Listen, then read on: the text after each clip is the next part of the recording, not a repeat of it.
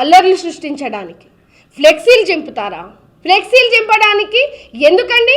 కల్తీ నెయ్యి వాడారు అనేది సిట్ నుంచి వచ్చినటువంటి నివేదిక, వాళ్ళు ఇచ్చినటువంటి తీర్పు. మీరు దాన్ని కూడా మతలబ్గా మభ్యపెట్టాలి ప్రజలనని చెప్పి, నిజం ప్రజలకు తెలిసింది, దాన్ని ఇంకా ఇది చేయాలని చెప్పి మీరు అనవసరంగా రోడ్డుపైకి వచ్చి ఈరోజు సింథటిక్ నెయ్యి, అసలు నెయ్యే లేదండి ఆ తిరుమల వెంకటేశ్వర స్వామి లడ్డులో నెయ్యే లేదని ఈరోజు ఇచ్చినటువంటి తీర్పును చూస్తూ ఉన్నాం.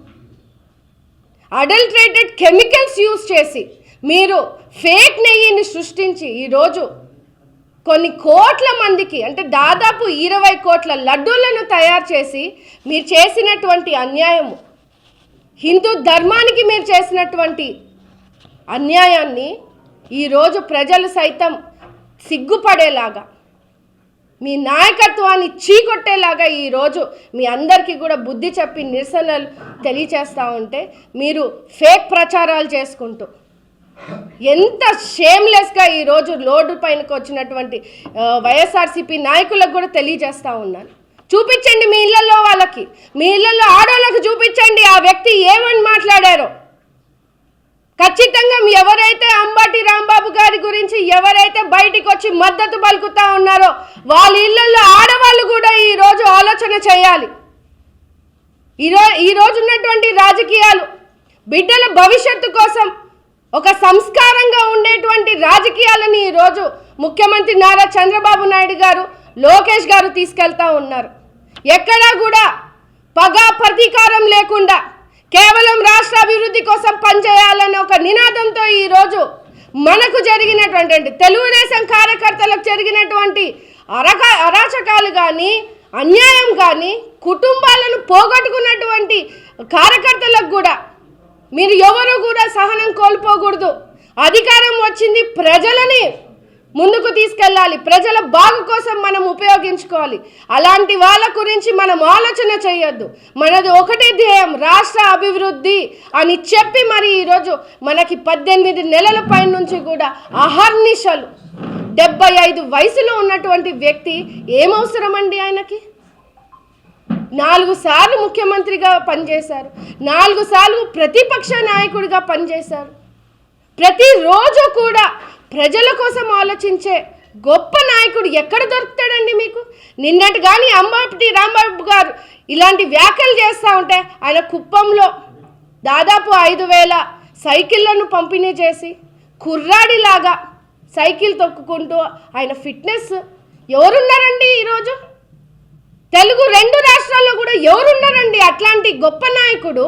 మనం అదృష్టం చేసుకున్నాం ఆంధ్రప్రదేశ్కి మనం ముఖ్యమంత్రిగా ఉన్నందుకు. బిడ్డల భవిష్యత్తు మనకి ఇలా కనిపిస్తూ ఉంది. ఒక విజనరీ లీడర్ మనకు ఉన్నటువంటి నాయకత్వాన్ని చూస్తూ ఉంటే ఎలా అనుబుద్ధి అయిందండి? ఆ నోరైనా అసలు మీలాగా మాట్లాడేందుకు కూడా మాకు అవకాశం లేని పరిస్థితిని మా చంద్రబాబు నాయుడు గారు మాకు ఇచ్చారండి. ఈరోజు ఒక రగిలిపోతూ ఉన్నాం మేమంతా. కానీ ఆయన గీసినటువంటి రాముడి గీత అనుకుంటున్నాం మేము, అది దాటకుండా చేయాలని. కానీ సహనం మీరు మాకు ఇవ్వట్లేదేమో. ఆయనకున్నటువంటి సహనం మాలాంటి వాళ్ళకు కూడా లేని పరిస్థితి. మళ్ళీ చెప్తా ఉన్నాము, రాంబాబు గారు బేషరతుగా క్షమాపణ చంద్రబాబు నాయుడు గారికి చెప్పాలి, రాష్ట్ర మహిళలందరికీ కూడా క్షమాపణ చెప్పాలి.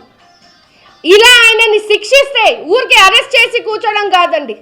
అలాంటి వాళ్ళని చూసి, అలా ఆయన వయసుకి అలాంటి పెద్ద ఆయనని, అలాంటి వాళ్ళని చూసి కింది క్షేత్రస్థాయిలో ఉన్నటువంటి యువత చెడిపోతున్నారండి.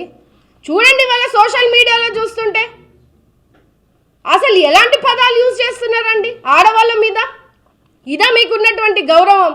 జగన్మోహన్ రెడ్డి గారి సతీమణి మీద తెలుగుదేశం కార్యకర్త అనుచిత వ్యాఖ్యలు చేశారని చెప్పి వెంటనే క్రమశిక్షణ చర్య తీసుకొని సస్పెండ్ చేసి అరెస్ట్ చేసిన దాఖలు మేము చూపిస్తున్నామండి.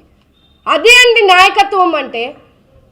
తప్పు చేస్తే ఎవరైనా శిక్ష ఇవ్వబడుతుందని, లా అండ్ ఆర్డర్లో చట్టం తన పని తాను చేసుకుంటూ పోతుందని మన పరిపాలనలో, ముఖ్యమంత్రి నారా చంద్రబాబు నాయుడు గారి పరిపాలనలో మనం చూస్తూ ఉన్నాం.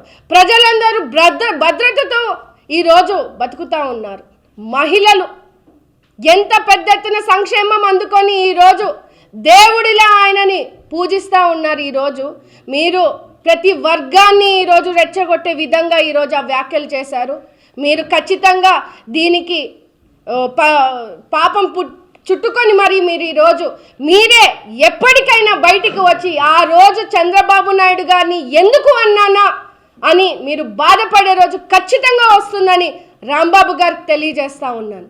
ఈరోజు మీ వల్ల మీ ఇంట్లో ఆడవాళ్ళను కూడా మేము మాట్లాడాల్సి వచ్చే పరిస్థితిని మీరు తీసుకొచ్చారు. మంచి పనులు చేయండి. మీరు నిజంగా సవాళ్ళు ఇస్రాలి, కోపాలు అంటే మీరు జగన్మోహన్ రెడ్డి ఏం చేశాడండి? తెలుగు రాష్ట్రానికి, ఆంధ్ర రాష్ట్రానికి ఏం చేశాడండి? మీరు చేసినటువంటి రాసలీలు ఎవరికి తెలియవనుకుంటున్నారా? అసెంబ్లీ సాక్షిగా ఇష్టానుసారంగా మాట్లాడిన మాటలు ఇంకా ప్రజలు మర్చిపోలేదు. మిమ్మల్ని చీకొట్టి మిమ్మల్ని మీ ఇంట్లో కూర్చోబెట్టారు. ఈరోజు మీ ఉనికి కాపాడుకోవడానికి, అభివృద్ధిని డైవర్ట్ చేయడానికి, చేసిన తప్పులను కప్పిపుచ్చడానికి ఫేక్గా మీరు ఈరోజు బయటికి వచ్చి ప్రజల మీద ప్రేమ చూపిస్తూ ఉన్నారు. ఖచ్చితంగా అది ఖండిస్తూ ఉన్నాం. తెలుగుదేశం పార్టీ కూటమి ప్రభుత్వం చంద్రబాబు నాయుడు గారి మీద ఎటువంటి వ్యాఖ్యలు వచ్చినా ఖచ్చితంగా ఉపేక్షించేది లేదు.